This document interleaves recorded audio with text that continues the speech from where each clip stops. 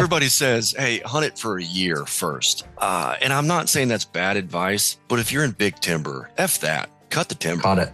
Right? Don't waste a year or 2 years trying to figure out what the deer are doing. Because if you cut all the timber, you get to figure out and you got to make the deer do what you want to do. Like, cut the timber.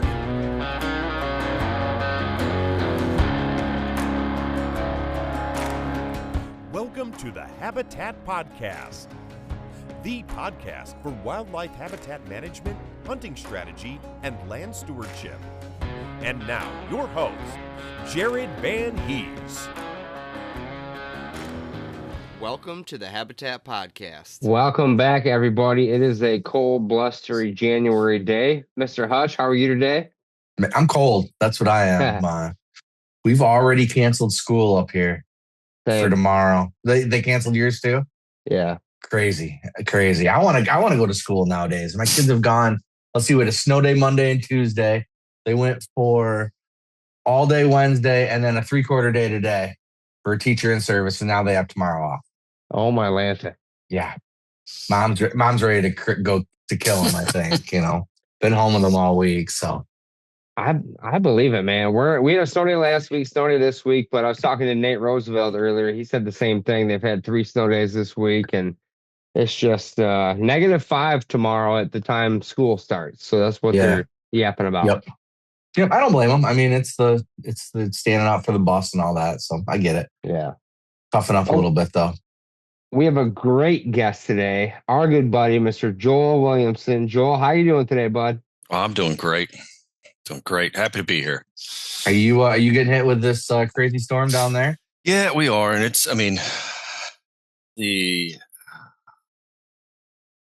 the forecast is, when it first came out, it was pretty nuts. So I live on the Chesapeake Bay, right? So we don't get snow. Like once every 3 years, like the lower Chesapeake. So once every 3 years or so, we'll get a couple inches.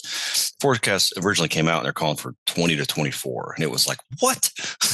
So, we're still, I think we're slated for about 6 or 7 inches. Followed in with like an inch of ice. And so that's the killer, right? You guys know what ice is like. I don't know. You guys don't get ice a whole lot. You did last year.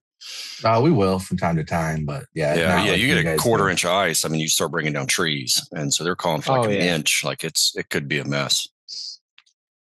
So you're calling to get an inch of ice, not ice on the lakes or anything. You're talking like an ice storm. Yeah, like ice storm. Like Yikes. So, that's what it's looking like now. They're calling like 6, 7 inches of snow followed in with up to an inch of ice. Man, wow. So it could get messy. Well, the deer aren't going to like that either. No, they don't do that well in ice storms. No, nothing to eat. No, you're correct. So Andy and I met Joel through the Habitat Podcast Patreon. Awesome group. Joel, you've been on there since I think September of 24. I saw earlier. Sounds about right. So appreciate you, and honestly, it's been great to get to know you. You came down to the West Virginia hunt. I don't know if I was down for you, but you came over to the Virginia hunt, and I think it's up. I think you're right. Yep. Got to know you, but for those who don't know, let's hear more about you, where you're from, what you do for a living. Then we'll get into your property. All right. Well, I'm husband, father too. I got a 16-year-old boy and a getting ready to be 7-year-old girl. She's feral, so she is an absolute feral animal. The boy hunts with me and does stuff like that with me and all those.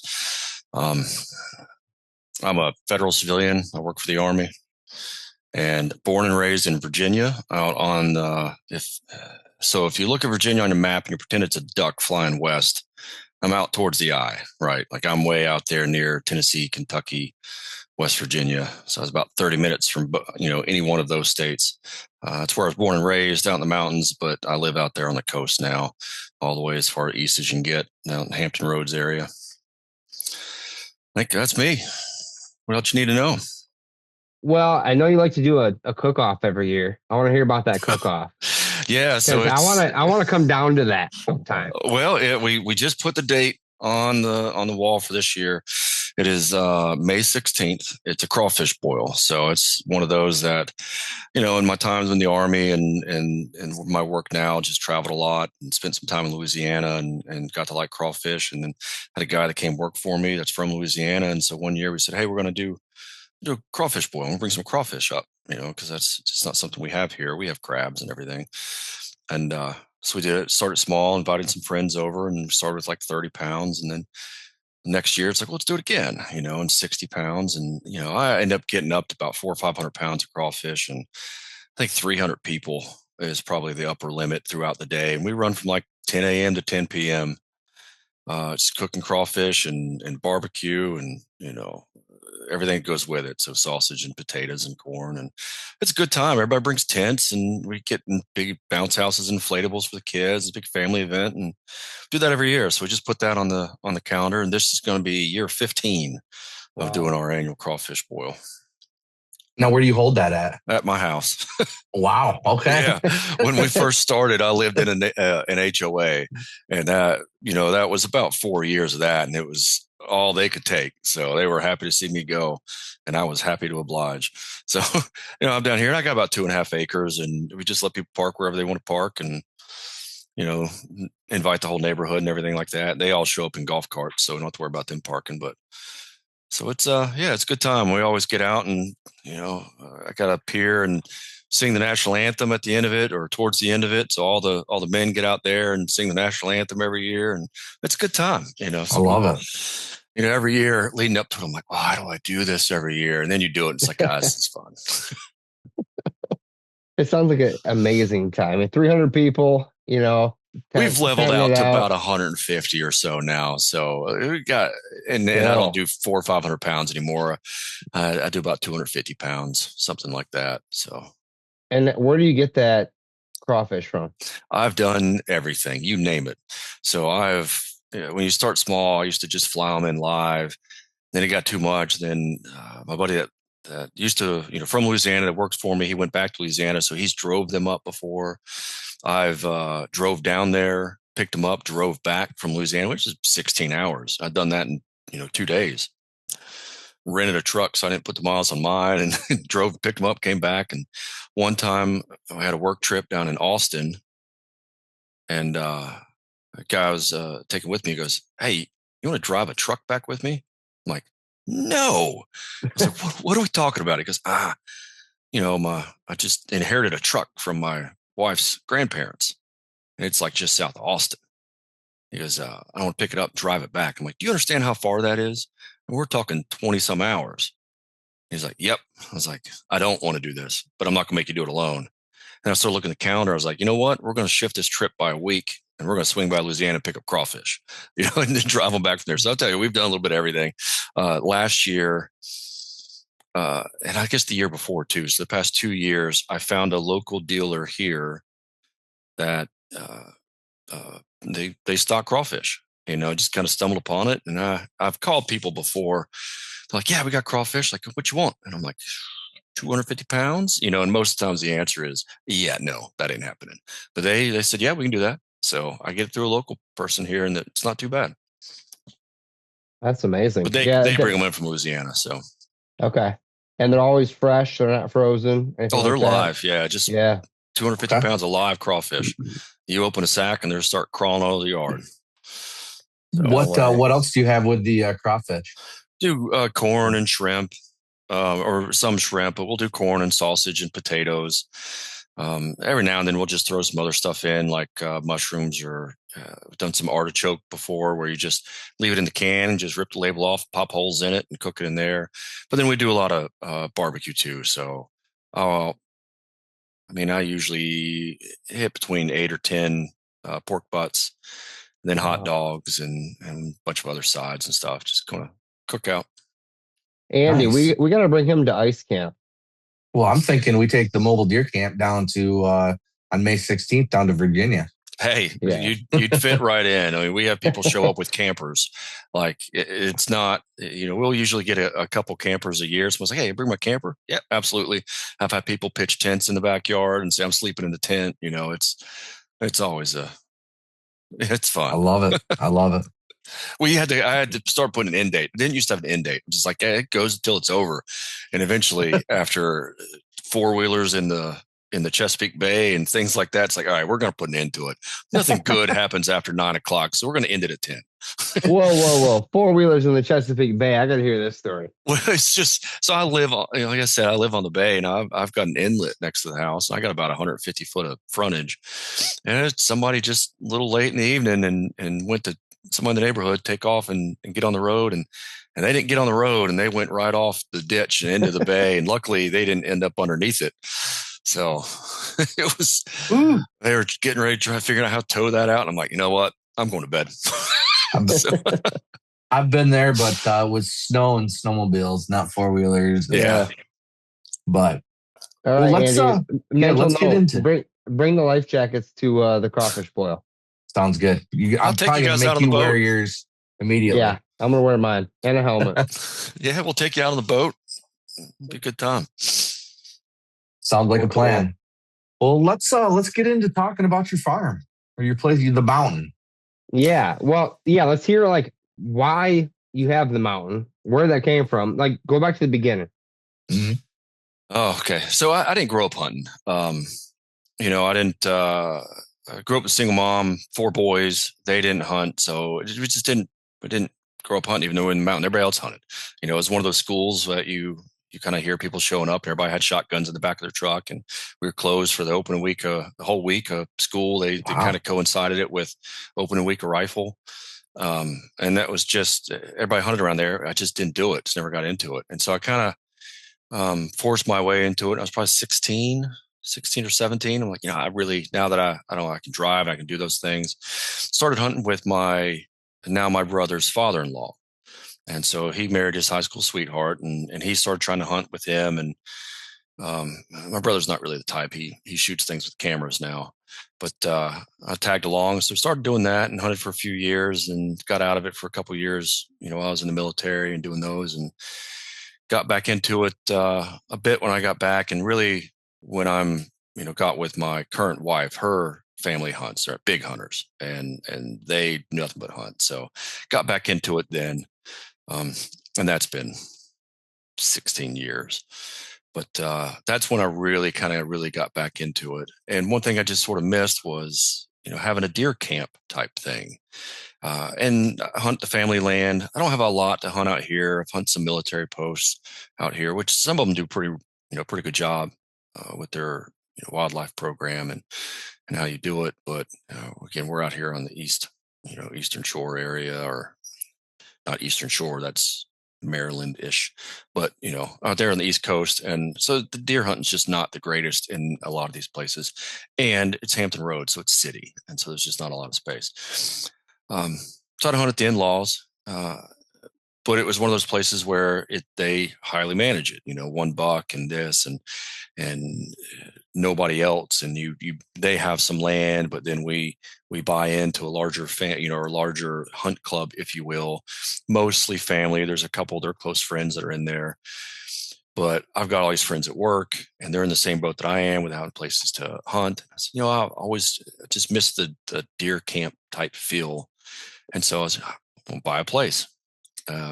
So wife was all in, and end up finding a place, and it's flat land out here. So I miss my mountains. So I'm like, I want to get, closer west and get into some mountains, into some elevation. And so I bought a little piece out in the Blue Ridge Mountains out there. And I still have, certain rules, like it's 1 buck just because it's not a huge piece. And there's years I've had 10 different people out there hunting it, throughout the year. And so it's like, and the 1 buck applies to me too.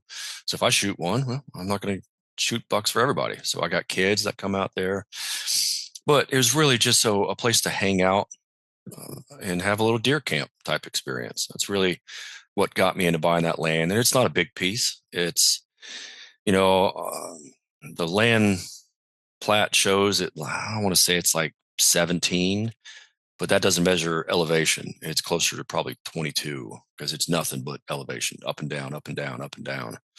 You'll stand on one ridge, you look over, and it's like, well, it's a 300-yard shot. Yeah, well, it's 750 if you walk it. So you went all the way down to the bottom and all the way up again. that's kind of where we are. It started with just individual tents for the first year, and then I bought a canvas wall tent, and had that for a few years. And I built a platform and I put it up on a platform. And this past year, you guys have heard this and in the Marco Polo group and Patreon, my little experience just building a cabin out there, by hand and all those. So it's a cabin-ish, tiny house-ish. It's 13 by 20, and then it's got a loft for half of it. So I'm getting through that, and it kept me dry and a little warmer than a wall tent did this winter. But that's where I am with property. This episode is brought to you by Everland Outdoors. Formerly known as Aerial Wildlife Solutions, these guys make the best maps of your property with their drones. No satellite imagery, no blurry pictures, HD photography of your property. You can see every blind, every stand. I even see bedded deer on my 40 acres. Give Lee and Adam a call. West Michigan guys, startup company, making great maps, the best I've seen in the industry. Check them out at Everland Outdoors. I want to, because I've talked to you already a little bit about this prior. What made you buy that piece as well? Because you were hunting with your father-in-law, you had some stuff going on there, his rules, etc. Not to get into all the details, but was there a situation that might have gave you the go-ahead to say, hey, I'm going to buy my own piece? Yeah, there is, and they'll probably hear this at some point. But, no, we had one of those. It was, I shot a deer that they didn't like. They didn't have the 1 buck rule then. But they're managing for mature bucks. And this was one of those where I think it's been a year or two since I'd shot anything down there. And it was a rainy day, foggy lenses. The rut was full on in muzzleloader season. I had does running in to me rattling, and it was just stuff everywhere. And so I'd rattled and grunted, and some stuff came in, and I'm looking through my foggy scope, and I see antlers, and it's behind brush, and it's all this, and I made sure it came out. But I hit a point when I'm hunting where I'll see a deer. And when I decide that I'm shooting that deer, I'm not looking at antlers anymore. I'm looking for a good shot and an opening. It came out and I shot it, and it was probably a 2-year-old buck, like I'll say 7 or 9 pointer. I don't remember which one it is, but it was a younger buck, and they got cranky about it. And I said, "Hey, man, I'm sorry. I thought it was bigger than it was." Everybody kills something that's smaller, and they do too. And they got real mad, and it is what it is. I said, well, I'm not going to fight with family over it. So I just won't hunt there anymore. And my wife was like, well, we're going to get our own place then. And so strike while the iron's hot, right? Like, as soon as she gives the green light, like I'm going to start finding and looking for places, and we'll do it. And I just so happened I was out at the mailbox one day talking to my neighbor. We're just kind of BSing. He hunts, and I was like, man, I'm looking for a place that's ultimately, I'd love to find a smaller place that just touched the national forest. And then I could walk into it and I can do those. And so he goes, well, I got a place. I said, do you? He said, yeah. I said, man, tell me how you figure out when. He goes, I got a place I'll sell you. Okay. All right. And then we just kind of start talking about something else. I was like, all right, let me circle back. Say you got a place you'll sell me. What are we talking here? And then he kind of gave me some specs. I was like, okay, all right. What kind of price we talking? And I couldn't turn down the price, and we came and took a look at it and everything. And I was like, yep, I'll do it. And he started thinking about it once we walked the land, because he hadn't hunted it in years. He hunts real close there, but they've got another piece that's bigger, and it's at the base of the mountain that they hunt. And he bought that place on a whim and hadn't hunted it in, I say years, probably a decade. But just the sign we were seeing and the trails and the scat and everything, he's like, I don't know if I want to sell this now. But no, he's like, yeah, okay. So I bought it from him, and we made up with the in-laws the following year. So I've been hunting there ever since. So no issues. But they implemented the 1 buck rule because of me. And it was 1 buck, whatever you want. If you want to shoot a spike, and it was, I try not to shoot young deer, and I do a pretty good job of it, enough to the point where some of the guys I work with found out I was coming on this podcast. Like, what are you going to talk about? Not shooting deer, watching things walk by. So I get a lot of crap every year for, yep, saw a 9-point, and I let them go, and like, what are you doing? And like, it's a younger deer. So, well, sorry, I had to get that story because sorry to the in-laws, but I had to get that story. That's a great story. So, yeah, everything worked out. Yeah. All right. So, Joel, let's dig right into this. Give us a 60-second version of your property: acreage, elevation range, timber type, all the stuff that makes mountain ground different than flatter farms. So it's, like I said, it plats out about 17 acres, but it's probably closer to 22 or so. There's an old timber road that runs from, it's near the Appalachian Trail. Like, I'm less than a mile as a crow flies from the Appalachian Trail. And you go on top of a mountain, and then you get ready. You hit there, and the Appalachian Trail's there. Then you start down the mountain on the road.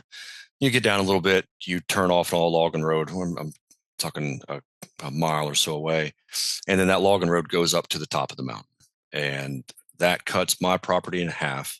My property is a long, skinny rectangle, so it's only about 100 yards wide, but it's about a half mile long. And so I got about, quarter mile on either side from that road there. What happened was there's a family that owned the whole mountain. And then when the owner passed, he just parceled it all up and gave a chunk to all the members of his, his grandkids or whoever else.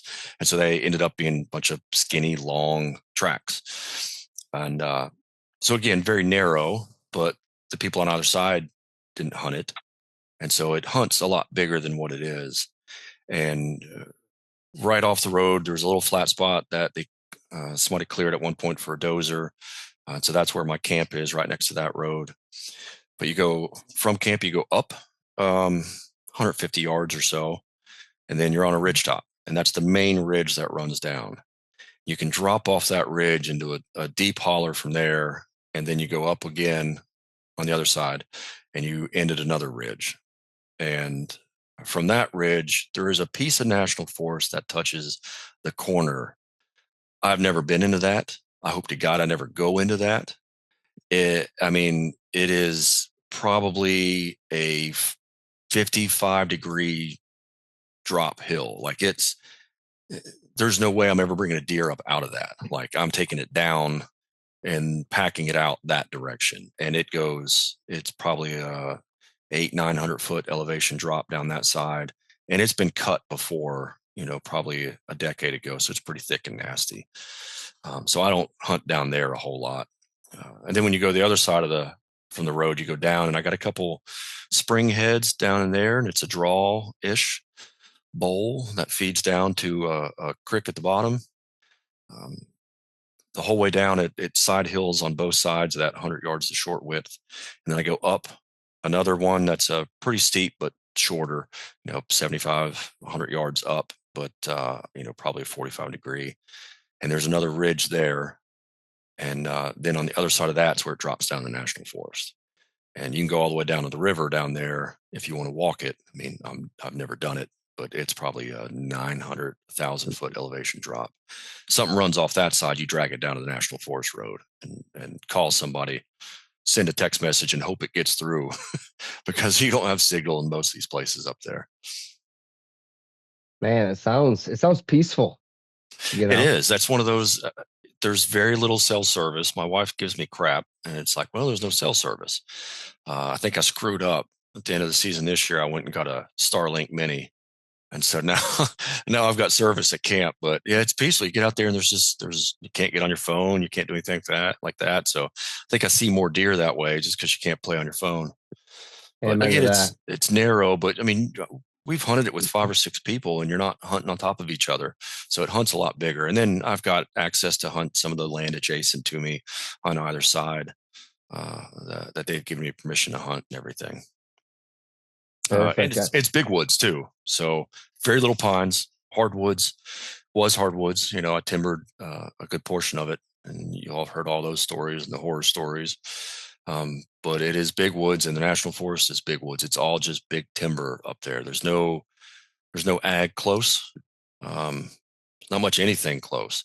If there's any openings, any type of farming, it would be cattle farming, but there's just not much of that anywhere. It's just big timber. Okay. And what would you say the deer population is like there? I Healthy. don't need it. I mean, Is it healthy? Okay. It's healthy. It is healthy. And even before I had anything out there, any food plots or anything like that, you still see deer. I mean, so it's a healthy population. Mine's a little odd. You hear people talk about having summer bucks and things disappearing. That's me. I used to have, and I've had years that I think summer, when they're still velvet, probably 4 or 5 deer that are 150 plus, and they just disappeared during hunting season. And so that's what I've been, maybe one would stay around. And so it's trying to, all right, let's figure out how to get them to stay. And even this year, I had a couple deer, a mature bucks show back up on camera after season I'd never seen before this entire year. And they're just out. All right, well, okay, got them here now. But it's healthy population. Yeah, that many mature bucks is awesome, especially 150 class bucks, to say the least. Here's a question for you. When you first walked the property, what do you think you got wrong about deer movement versus what you know now? Anything come to mind? I don't think so. I really don't, because deer movement's a little bit easier to me to predict. Well, ish. I mean, terrain moves them a lot, and terrain's one of those things that'll funnel them one direction or another. However, it's not easily predictable. I can't always tell you when they're going to be on the high side of the ridge or the low side of the ridge. They don't always go on the leeward side or the windward side. I wish it was something that's easy. You can snap your fingers and say, I know exactly where they're going to be today because the wind's doing this. I sure as hell don't. But they're moving where I thought they were. It's just, it's hard to tell when they're moving. So that's trying to get them to move when and where you want them to. And it makes it a little bit tougher too, because it's such a narrow property. And so it's hard to you can't say, well, I'm going to keep them on the property, and all of them anyway. But so I don't think I got a ton wrong when it came to that. There are sections where I feel like I should see bigger, more deer, and I never do hunting.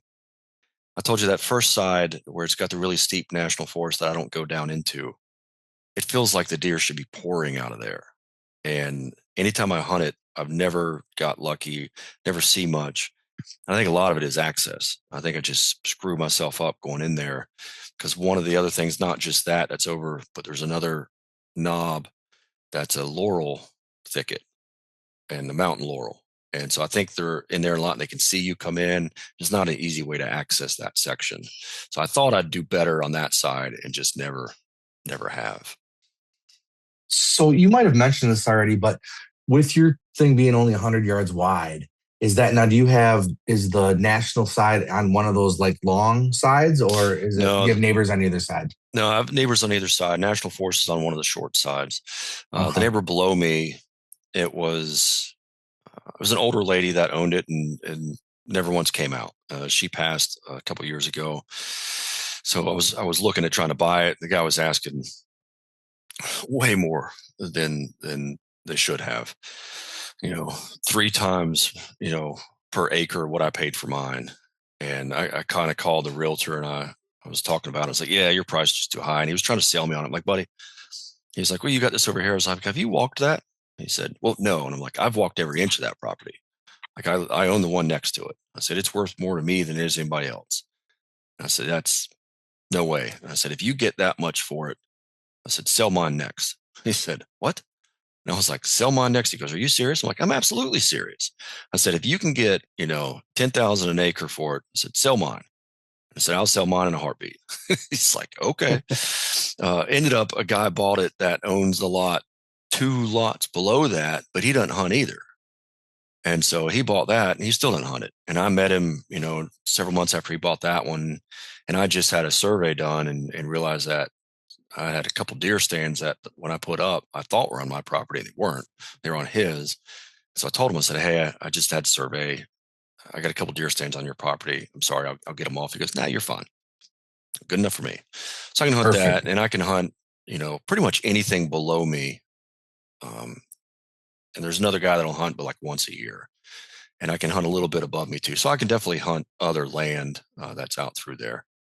So there's no having to worry about if you shoot one and it gets, over your 100 yards or whatever, over the width of your No, and even okay. the ones that hunt, up the mountain of me, like, yeah, if I called them and said, hey, can I borrow your gator, or if I say, hey, I'm bringing in 3 or 4 friends, do you care if I spread out a little bit on your side? Where are you going to be? And I mean, he's put my kid up in stands before where it's like, yeah, they're just not seeing anything. And he's like, hey, bring them up. I'll put them in one of my stands. They're going to see something. And so we get along really well. Good. Nothing ruins a hunting property like bad neighbors. So yeah, now you've got good neighbors. It has definitely got more pressured over the past few years, which has caused definitely slowed down movement with deer. It's off grid completely. There's a guy that's always lived full time up there, off grid, and he doesn't hunt, but there's been a couple others that moved in, 3 other family-ish that moved in that live full time. 1 doesn't hunt, 2 do. And so there's definitely just more pressure, and it's changed things a bit, but all good people I get along with. Packermax.com. Have you guys used a Packermax cultipacker yet? I know that being the first partner of the Habitat podcast, I've been using one for over 5 years now. Guys, cultipacking is one of the highest rated and highly overlooked part of your food plot system. It helps maintain soil moisture, keeps it in the soil, improves seed to soil contact when you press those seeds into the dirt, and ensures superior seed germination for all seed types. I do not plant a food plot without cultipacking. Guys, Packer Max and Lincoln over there, great company, great people. They have 5 different cultipackers available at packermax.com. And they also have a roller crimper combo attachment for the Packer Max. So that's what I use. I can crimp, I can pack, I can do everything with my Packer Max crimper combo. They even came out with a 6-foot unit at packermax.com. Guys, be sure to utilize this piece of equipment when you're planting food plots to get the best success in your seed germination. Check them out, packermax.com. We have a code HPC25 at checkout to save money. What do the off-grid folks do for a living? Anything? Or one does HVAC. Okay, cool. I don't know what the one family does. I don't really talk to them. I'm considering going off grid, so just yeah.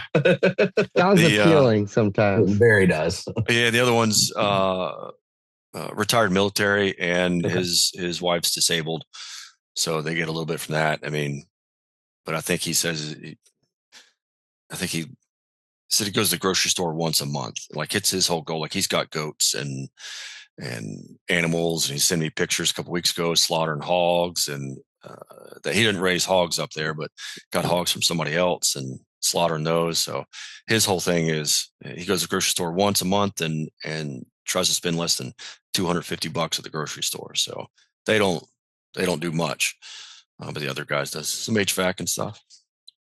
Okay, cool. So back to your property, fully wooded, mature timber. You had it cut. Your food plots, how did those get to?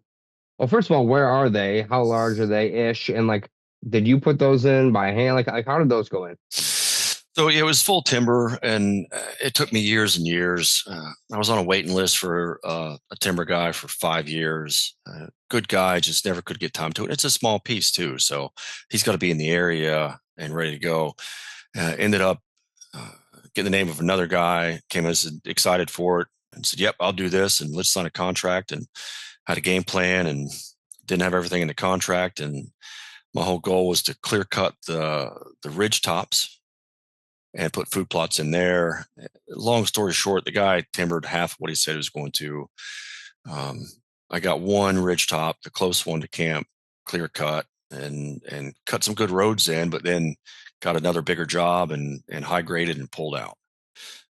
Left a bit of a mess, left some of his trash and broken down things. But I got one of the ridge tops cleared.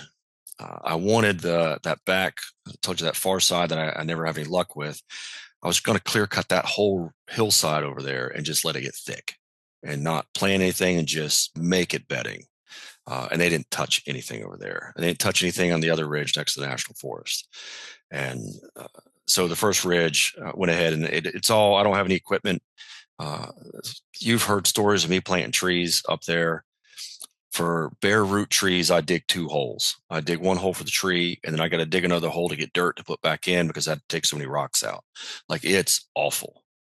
And if I had equipment, it wouldn't work. Like, it's just rocks. And then the stumps are still in the field that it cut. And it's about a ½ acre on that ridge top up there. So you're thinking it's 100 yards wide, and it's probably, the width of the property. And then the ridge top is probably 40 to 50, and it rolls on both sides, and it's not flat. Like, there's a low end and a high end. So if I'm on from the 100-yard width, it probably got 20-foot elevation, 25-foot elevation from top to bottom. So it was all the first year. He didn't get out of there until late. It was a last-ditch effort. Last year, I put oats. I just went out there and Mary popping some oats and Sound of Music, just throwing oats out and doing whatever I could with that. It's some oats and some cereal rye. And it took enough. It didn't look good. I mean, you look at it in a picture, it looked like dirt, but like, it's growing oats, and there's nothing else out there. I told you, we're in big timber, so there's no other food plots. There's nothing like that out there. And that was probably the 6th or 7th year I'd owned the property. And that's the first year I shot a buck, last year. And I've passed, and watched a lot of bucks and 2-year-olds and things like that, and had a shot at a nice, really mature big deer, probably year 3 archery season. And I needed to take half a step more. And he stuck behind a tree, and he looked up, and I'd put the tree stand up the day before. And it was just a ladder stand, and he's there looking at me, and it's like just half a step. I'm already full draw, and I'm not moving. I'm like, he's going to give me a half a step. And he didn't. He turned and bolted. Only ran about 40, 50 yards. Didn't know what I was, and just kind of turned back and looked. And I never got a shot at him again. And a friend who got a shot at him and missed in muzzleloader season.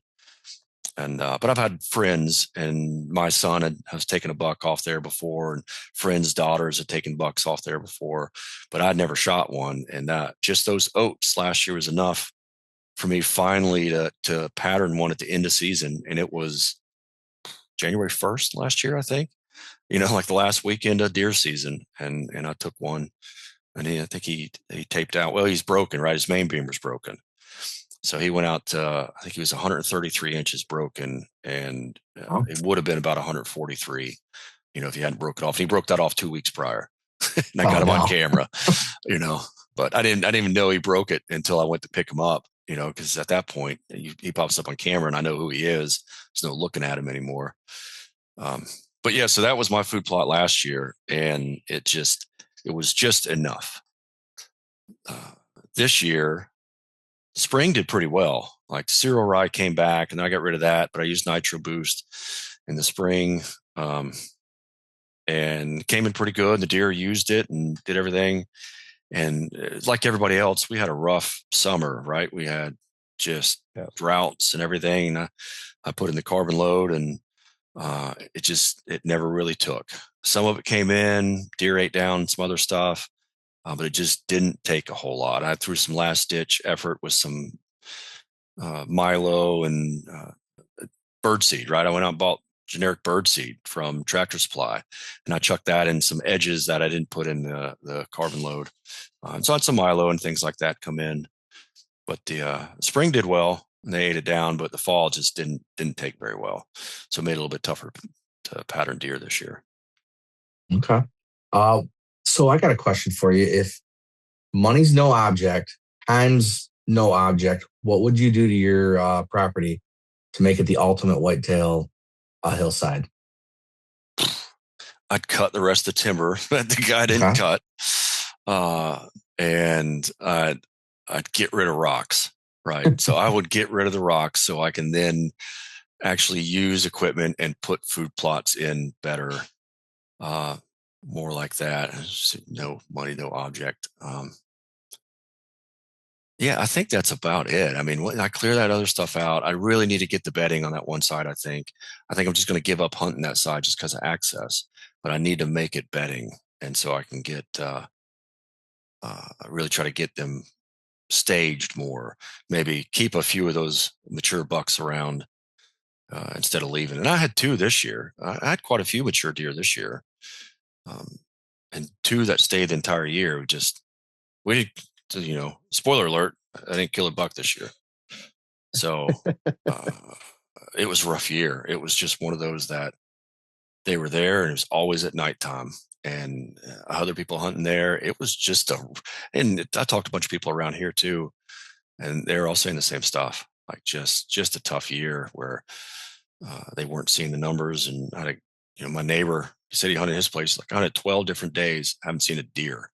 They're there at night, but just not in the day. I got a picture our last hunt, this last time I went out there, a buddy met me out there, and I've got some of the Moultrie cell cameras, and he went into one side and I got him on camera, 45 minutes before daylight down in one of the bottoms.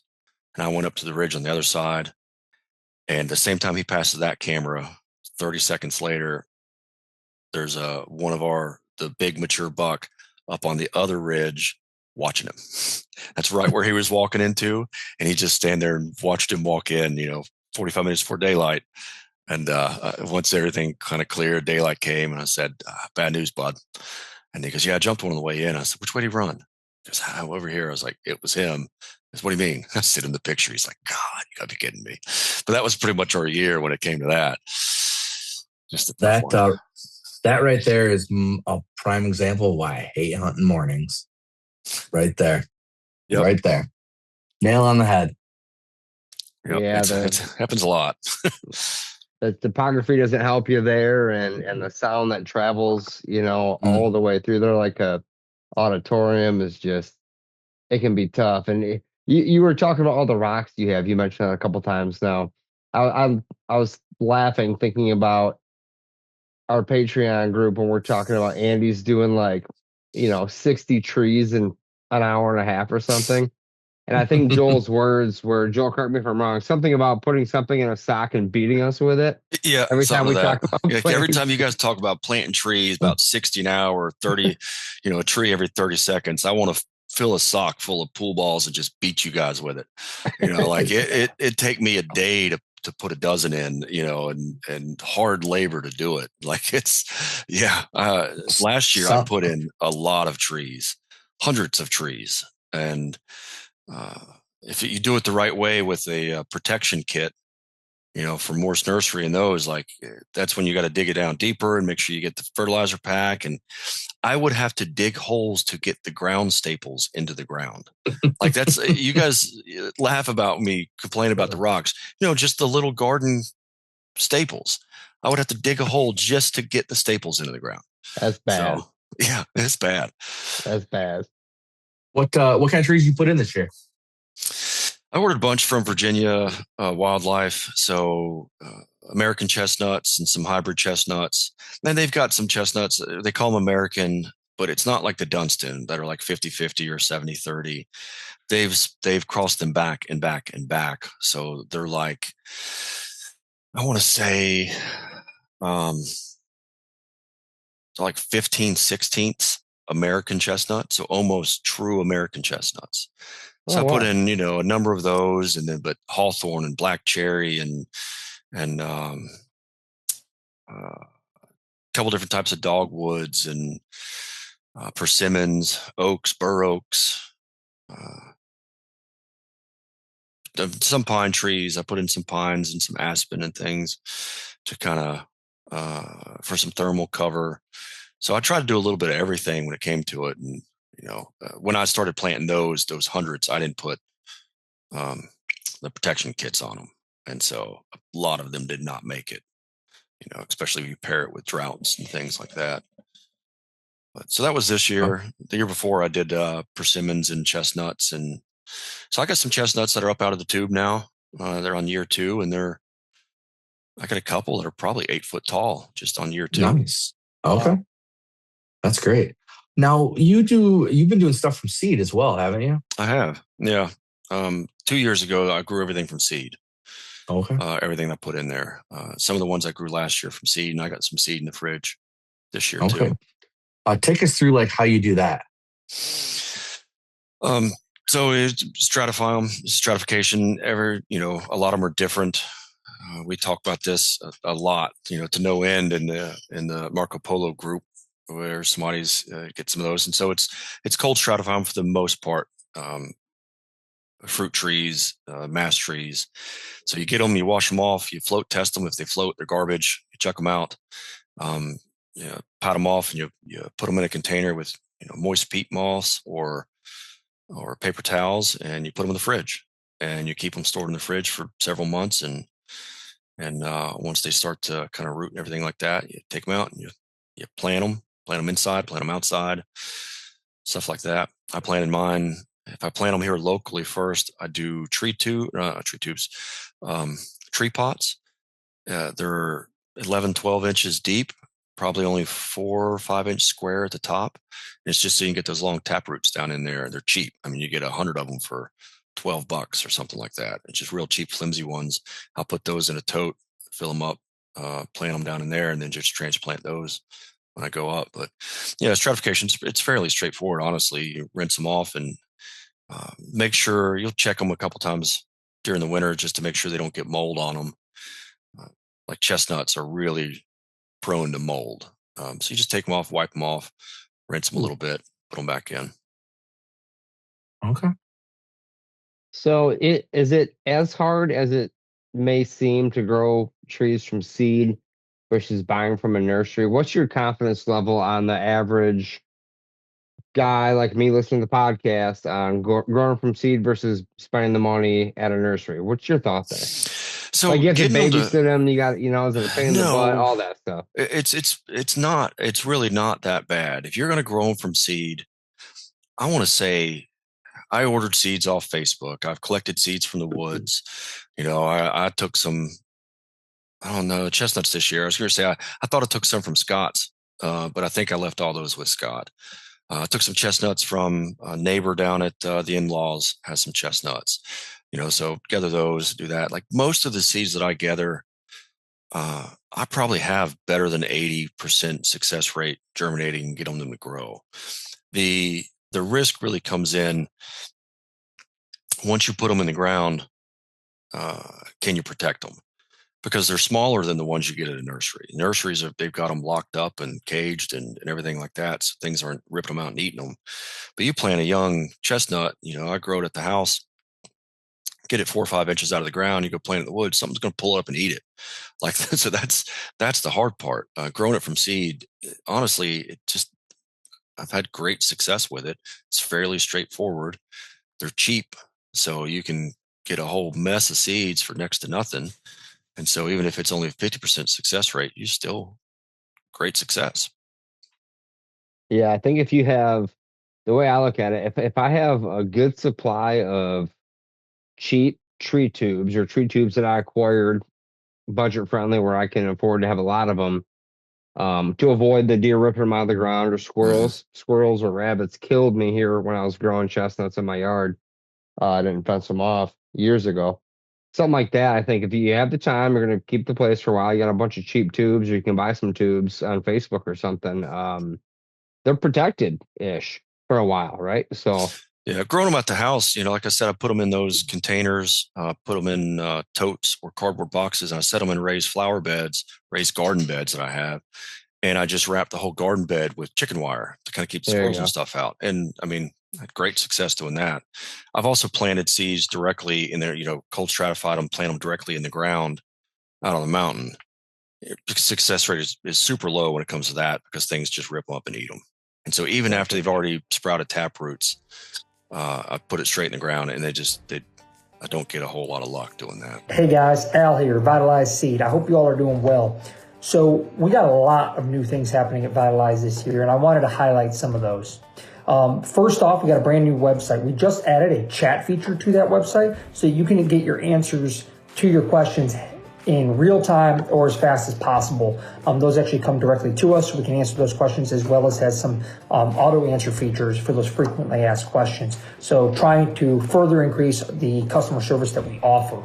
Number 2 is we are offering bundles now. So we got a lot of questions about people trying to piecemeal things together. So we took the guesswork out of it for you. You want a fertility bundle? Add that to your cart, and it gives you all of our natural fertility products in one place. We also are adding bulk pricing. So been asked about this in the past, and we've done some, kind of one-off things. But for those people who are buying, 5, 10, 15 acres, depending on the product, we're going to be offering some bulk pricing options for that. So right now we got that up on Nitro Boost. We also are going to have that up for the Clover, Chicory, and Oats offering, and might expand that to other offerings as well. Other things are new products. So we got our annual Clover. That's a fantastic product for frost seeding and also for this early spring, especially for those who still want to plant Nitro Boost. They want to get that annual Clover established. You could go in and drill your Nitro Boost right through it, broadcast through it, mow it off, spray it off, etc. We got our Premium Clover Plus. I'm using that on all my logging trails. That's a fantastic product. I'm also using that often with our Clover, Chicory, and Oats mix. So I might use Clover, Chicory, Oats in the first year on my logging trails like I did last fall. Let those oats come in, they'll die off, and then I can frost seed my premium Clover and Chicory over top of those trails now. So those are areas where I want a perennial crop growing. So I'm using that mix. And then we added our brassica mix as well. We, of course, have our seed feed and seed armor. Those are selling fantastic, and various other products, guys. So please check us out at vitalizeseed.com. We sure do appreciate you, and we're looking forward to a fantastic 2025. Here's a scenario. You have your property. Do you think food plots or mast trees, or the trees that you're planting, all the varieties, are more important? And what's your percentage on that? I keep doing the 6-7 with my hands like an idiot. I have too many kids that I coach at basketball. Yeah. They're always doing this. So I'm going to put my hands in my pocket now. I just learned what that was. I had no idea. I thought maybe you were juggling something. Dude, these kids Still have no idea what it means, but yeah, It doesn't mean anything.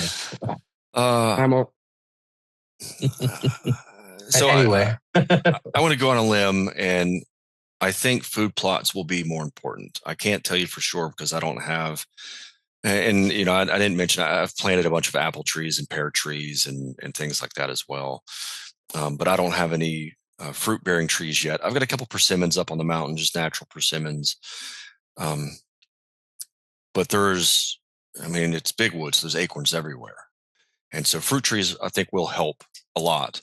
But there's no food plots anywhere. There's no lush green, especially when you look at, it's one thing I noticed for the Nitro Boost, for the spring.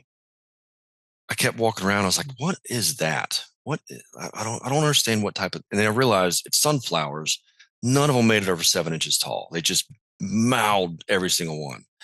And so that doesn't exist anywhere else in the big woods. There's hard mast all over the place. So I do think the fruit trees will help. I think the food plot will probably be much more effective just because you can't find it anywhere. But it's a guess. Well said. No, I mean, lowest hole in the bucket, right? Like that makes perfect sense to me. But so what I did was I planted fruit trees in my food plot. So once everything comes in and I figure out how to do food plots, well, I know what I did wrong with food plots. I didn't listen to you guys. I didn't even send my soil test in. I took the soil test. I did everything, but I never melded in. So I just threw a bunch of lime down and some fertilizer down, and I didn't do anything the right way. And so like when it didn't take, I'm going to sit here and say, it's because there's a drought. And it's probably because I'm an idiot is what it is, and also when I'm broadcasting it in by hand with a bag spreader and I can't drag it. I can't do anything like that. So it definitely doesn't help, but I need to do a soil test and send it in this year. So maybe we'll get there. Maybe. You got time. We're not going to have Al listen to this episode. So Yeah. if you had a way to work up the ground at all, to even break up some of that hard pan, anything that, is the seeds just sitting there waiting for some rain on that hard rocky soil. Have you done that, or what would your process be equipment wise? Any ideas on what to do there? I don't think I have anything I can drag through there with all the rocks and the stumps. And do you have an ATV? I don't yet. My next big purchase is going to be a 4-wheeler. I think, we went through this on the Oh yeah, Marco we did. Polo, Yep. kind of getting feedback from the guys side by side, 4-wheeler, what types of 4-wheelers, what size. I think I've settled to be a 4-wheeler. My best thing is probably, I might be able to drag just some old chain link fence. Might be the best I can do. What I did this year when I went from, spring to summer was I cast everything in, and then I took a weed eater and just kind of weeded everything down as thatch for it. Hopefully I was hoping that was going to help, but like I said, with the drought and everything else, it didn't do great. Yeah. That a harrow drag behind a quad might scratch up enough to help. It might. And I'm just thinking, I haven't seen it, haven't been there yet, but I'm thinking all those rocks, something like that would a little bit more seed to soil contact might help. I don't know. No, I'm sure it will. I'm absolutely positive that it would help. I just got to get there. So you mentioned the Patreon group. We were just talking about quads on there probably about a month ago with Corey and Scott and the whole crew. How is the Patreon group at all? And this is a shameless plug for the group. Changed your mindset on your habitat and your hunting, or has it at all? Like, is there anything that you've changed over the last year and a half where you're like, that was good, okay, that was cool, okay, I'm gonna try this? Yeah, I mean, a lot of it has. It's hard to point to one thing because we talk about everything, and I mean, you pick up little bits and pieces from, everybody does something a little bit different, talk about it a little bit different. I mean, that group, we talk about all of it. There's a lot of things that I've had in my mind where I said, this is what I'm going to do. And then we just kind of talk it over, and you end up changing your mind. Like, no, okay, that makes more sense. I don't know that I can point to any one thing to say that is a very concrete example of it, but I know I absolutely have changed, and other guys will tell you the same stuff. Like I think Scott did some very different things based off on conversations we had with how should I screen this or how should I do that. And a lot of what I've got is still plans on paper, right? Last hunting season was the first time I had it timbered, but I didn't have time to do anything before that besides just throw some oats down. This summer I had, grand plans, and but a lot of my focus and my time on the mountain this year was building the cabin. And so I got some stuff down, but I was going to go cut tons of trees and I hinge cut some, and I got some of those cut, but I was going to have a friend come in with some equipment and cut a road up to the other side. And then I was going to timber it, but we didn't get to that. And so I didn't timber and make another food plot on the other ridge. And so there's just a lot of stuff that I just didn't get to this year. Because one thing I didn't really mention, I'm 3.5 hours from my property. So it's not let me jump out after work. It's a weekend trip out there. So I don't get to get out and do as much as I want to do. I don't know if that answered your question. Yeah, well, I know you have how old's your daughter, you said again? She's getting ready to turn 7.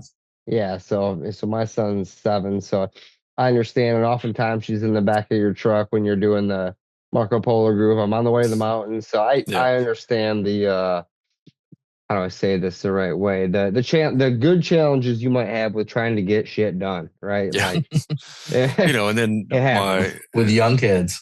And my old kid and now 3.5 too, hours away. Yeah, sports. He's sports, right? And they do sports year round now. Sports year round that shouldn't be year round, like football, right? He's in football conditioning now for next year, and they do 7-on-7 or some just football conditionings over the summer, and so it's stuff like that. And he's high school football now, so they play on Friday. So there's several weekends this year that I didn't leave here until after football game on Friday to drive 3.5 hours, to hunt for a day and a half. Yeah, well, you're a beast, man. I know that. I got to spend a little time with you in West Virginia, and you and me, we took a trip to the top of the mountain that first morning. That's a great story. I think we might have told it in the other podcast, but we stayed up too late, and then we're looking at each other, seeing who's going to bail that next morning at 5 a.m. or whatever. All it took was you said, you know what, I think we'll go back to bed. And I'm like, I'll follow you. Well, And I was thinking, if he says it, I'm going to go to sleep. Then I'm like, nope, we're here. two stubborn graybeards that forced each other to go. And look at What that. happened? You arrowed a great deer that morning. We had a great track job. That was that's cool. that's my hunt season. I shot the first deer I saw this year, and that was it. Perfect. I don't know how many times I hunted after that and how many deer I passed, and that was my year. That was awesome. What a great time. And thanks to Scott again. I know he'll hear this for having us down there and the whole crew. One more question for you before we hit the rapid fire here. If somebody was going to buy a mountain property, what's the first thing they should do and the first thing they should not do? Say it's a piece just like yours, piece up in the mature timber. We're going to give them a fast track for listening. Yeah, I mean, to the first thing is if you're in mountains and if you're in big woods, it's the same thing we hear almost every week on this. It's cut timber, get rid of trees, be different. And so that would be, I didn't cut timber for, like I said, 5 years. And a lot of it was, I wasn't listening to your podcast. I knew I needed to do some stuff. I was really looking at cutting timber when I first bought the property so I could put in food plots. That was it. I just want to cut timber so I can put in food plots because that's all I knew was fields of food plots, and you hunt those. And once started listening, to this, getting in the habitat more, then it hit me like, I can't wait anymore. I don't care if it's the right timber guy or the wrong timber guy. I got to get something cut. It's not just the food plots. I got to start getting things cut. And so that's what I would say is get in there and get rid of the timber. Figure out your access. I still haven't figured out my access for everything, but get rid of the timber if you're in the mountains. I mean, the mountains, you get to hunt the terrain. Like I love hunting terrain. You saw that a bit at Scott's place. Mm. And so I've got about 1,000-foot elevation on Scott, I think. But I love hunting the terrain. But you still got to have everything else. So get rid of the timber, get the thick stuff, and then it'll help you figure out when to hunt the terrain, right? Yeah. Yeah. And the first thing you wouldn't do? Sit on your ass and not cut timber. I love it. Perfect. Great answer. I mean, everybody says, hey, hunt it for a year first. And I'm not saying that's bad advice, but if you're in big timber, F that. Cut the timber. Cut it. Right? Cut it. Don't waste a year or 2 years trying to figure out what the deer are doing. Because if you cut all the timber, you get to figure out and you get to make the deer do what you want to do. Like cut the timber. Don't build a cabin until you know where the deer are. One of my first places I was like, well, I'm going to do this and I'm going to put a cabin up there. And a couple of years into it, like, ain't no way in hell I'm putting a cabin there because that's where the deer travel. But cutting timber wouldn't hurt anything. I like that. Plus the fact it's going to take you a year or two to get the timber cut. Yeah. Based on everybody's list, and a year or two for it to start giving you the benefits you want from it as regrowth comes. Yeah, we say it all the time, but I still feel like that needs to be said for sure. And that's what I didn't have, this resource when I bought the property. And that's, again, after listening to this for a while and other things like this and listening to Mark Kenyon's Back 40 and those, like, it really dawns on me like, all right, I got to get this stuff cut. Yeah. Yep. Well said. Joel, any other subjects you want to cover on the mountain before we get into the rapid fire? No, I don't think so. We talk anymore. It was just going to be about failures. So, so I'm probably That's good. deer hunting right there. That's right. All right. Well, here's the rapid fire segment brought to you by Latitude Outdoors. First of all, favorite beverage? I'm a Busch guy. Rock and roll. I was drinking Busch before it became a fad here in the last decade or whatever. I remember had a gathering with my friends out here, and they said, "Hey, stop and get some beer." Sure. And I show up with a couple cases of Busch, and they're like, "What is that garbage?" And I just got clowned, and it became trendy, within the last decade. Before that, they were just clowning me for drinking it. It's good beer. It's cheap. I forgot we talked about that at the bonfire, Scott, and I'm remembering now that you're more of a brother from another mother that I never had, more so than before. Yeah, I think I started drinking it probably 21 or 2 years ago. So Yeah. before they had their 2000. awesome marketing gal that they have now, Right. who's kicking butt. But all right, rock and roll. Favorite venison recipe? So I cook venison and everything, right? I process my own deer. I do all that. So I don't like to buy ground hamburger. The only time I typically buy ground hamburger is for hamburgers, just because venison dries out a lot. My favorite recipe is probably what I cooked at uh, the West Virginia hunt. So Korean street tacos.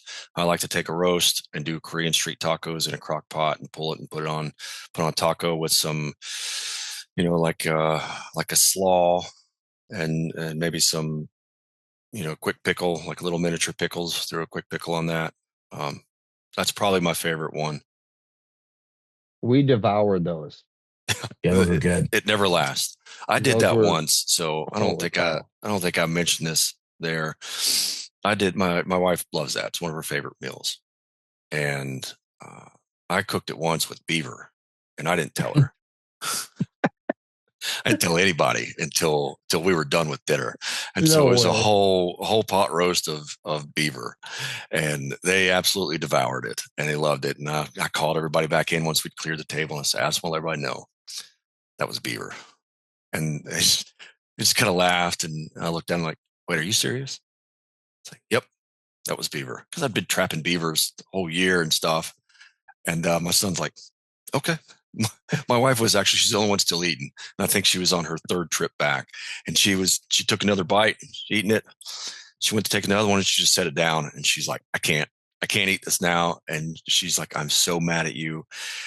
And she's like, "I'm not mad that you did this. I'm mad that you told me that you did this before I got to have leftovers tomorrow." She's like, "I can't eat the leftovers now." But that's probably my favorite recipe. That's hilarious. Good story. All right, what broadheads did you shoot last year? I shoot fixed blade. It is why can't I think of it right now? Stinger Magnus. I think it's 150 grain.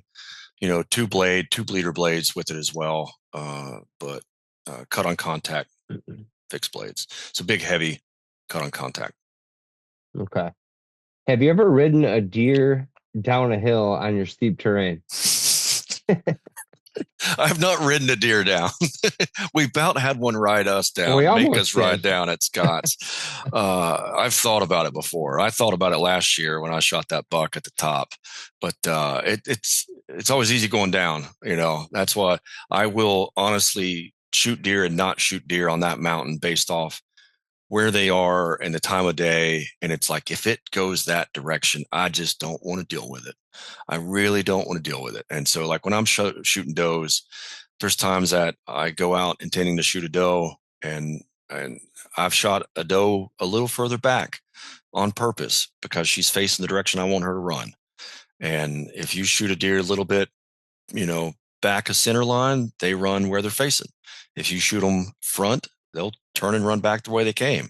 And so I will absolutely shoot a deer in a spot based off which direction she's facing, because I don't want to drag these things more uphill than I have to. Dang, that's some advice there. Yeah. All right, food, water, or cover? What's most important to you? You can only pick one. Am I buying a place or is it on my place now? Let's just say you're buying a place. Let's switch it around a little bit. If I'm buying a place, I'm not picking any of those. I'm saying terrain. I will buy a place based off terrain because I love terrain. And but my place, it's going to be food, right? I want to make cover, but being in the big woods, I definitely think it's food, especially when you get late season. I've had more luck late season, shooting mature deer than I have most other times. I think it's early season or late season. I don't really ever shoot anything in the middle of the season for the most part. And I think a lot of it's based off food. All right. Favorite habitat tool or implement? Right now, it's size 14 boots, because that's what I got. It'll be a 4-wheeler probably when I get one of those. I like a chainsaw like most people. But everything I do right now, for the most part, is boots and rucksacks. Like if I want to put supplemental feed up after the season or mineral before or after season, it's a old Army rucksack with 90 to 100 pounds of stuff and walking sticks. And so right now it's just all manual. I don't have a lot of tools that I use. Bag spreader and boots. Awesome. Last but not least, your favorite tree? Chestnut. Nice. Regular chestnut, American chestnut, American Chinese? chestnut. American Yeah, chestnut. American All right. chestnut. Awesome, man. Well, you passed. You passed rapid fire. Great. Thank you very much. And man, I just want to thank you for being a part of the Patreon and a friend of mine and Andy's, and thanks for your service as well. Yep. Thank you. Appreciate that. Thanks. Yeah, absolutely. My honor, my pleasure. And I'm just happy. I've never done a Patreon before. Like I've seen them. I had Same. those. Your Patreon was the first one I ever signed up for. And I'm glad I did it. And I didn't know what Marco Polo was before, a year ago. And it's been great. I love it. You guys are a group of friends. And so I really enjoy it. And it's one of the first things I do on the ride every day to work is I pull out. So let's see if there's any Marco Polos I missed. And so it's something I look forward to it. So I appreciate you having it, and I appreciate you keeping it up. Of course. We appreciate you. Hopefully we'll be seeing you this year at the Patreon hunt. We haven't announced it yet, but we're thinking Michigan. So yeah, Scott mentioned something. He's like, hey, you down if we have to go super far north, you want to drive? And I said, yep, I'm down. I'll live in a tent. I'll live in the back of my truck. I don't care. Awesome. Like, count me in. And as long as I'm not, somewhere for work or anything like that, I'm there. awesome. Sounds great, good. man. Well, thanks very much, Joel. Pleasure having you on, and we'll talk to you again soon, brother. Awesome. Thanks for having me. Take it easy, man. Cheers. Thank you for tuning in to the Habitat Podcast. We really do appreciate you guys coming back every week to get this awesome Habitat content. And we would appreciate it if you went to iTunes, Spotify, wherever you listen to this podcast, and leave us a 5-star review. That helps us continue to grow and trend in the right direction, attract new listeners, and help us provide better content in the future. Guys, we have a website full of resources. We have a blog on the website. We have YouTube, Facebook, Instagram, all linked up at habitatpodcast.com. Our land plan services, merchandise, decals, hats, t-shirts, and I give away a free 5-inch decal to anyone who leaves us a review on Apple iTunes. Really appreciate it. I want to thank our partners, Downburst Seeders, Vitalize Seed Company, Morse Nursery, Packer Max Cultipackers, Stealth Outdoors, First Light Latitude Outdoors, United Country Midwest Lifestyle Properties. Thanks again, guys. We'll be back next week with another great episode of the Habitat Podcast. Thanks for tuning in.